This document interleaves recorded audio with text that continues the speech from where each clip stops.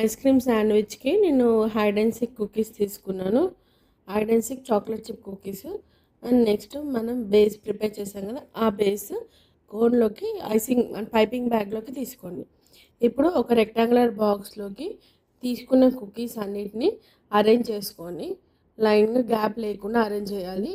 మనకి ఎన్ని లైన్స్ వస్తే అన్ని లైన్స్. నాకు 3 లైన్స్ అంటే ఆల్మోస్ట్ ఒక 12 కుకీస్ అనేది పట్టాయి.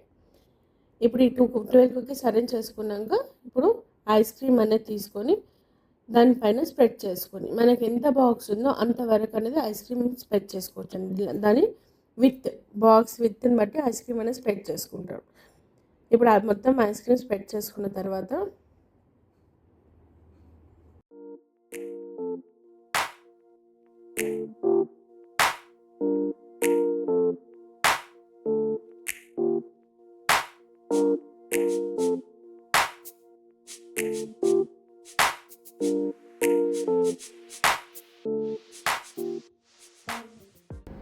మొత్తం ఐస్ క్రీమ్ స్ప్రెడ్ చేసుకొని ఈవెన్గా చేసుకోండి ఐస్ క్రీమ్ని.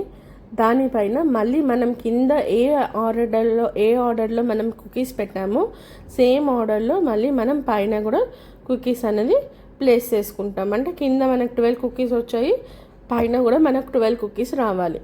అదే సేమ్ ప్యాటర్న్లో రావాలి.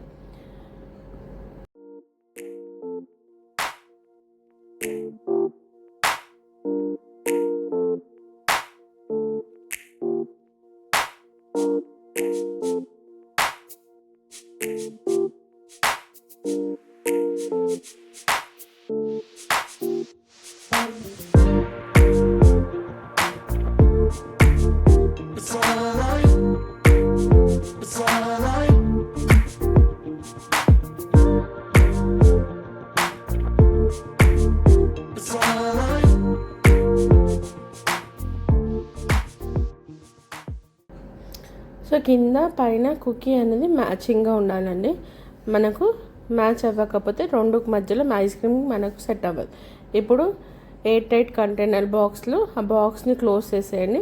మీకు క్యాప్ లేకుంటే కనుక ఏదైనా క్లింగ్ ర్యాప్ కానీ లేదు అంటే అల్యూమినియం ఫాయిల్ పెట్టి ఫ్రీజర్లో పెట్టండి. నెక్స్ట్ ఇప్పుడు సెకండ్ మెథడ్ ఇది. ఈ సెకండ్ మెథడ్లో ఏంటంటే మనం సెట్ అయిన ఐస్ క్రీమ్ని తీసుకొని పైపింగ్ బ్యాగ్లో వేసుకొని 2 కుకీస్ మధ్యలో పెట్టి దాన్ని జస్ట్ ఒక శాండ్విచ్ క్రీమ్ లాగా అప్లై చేసి ఫ్రీజర్లో పెట్టుకుంటాం ఒక 2 అవర్స్.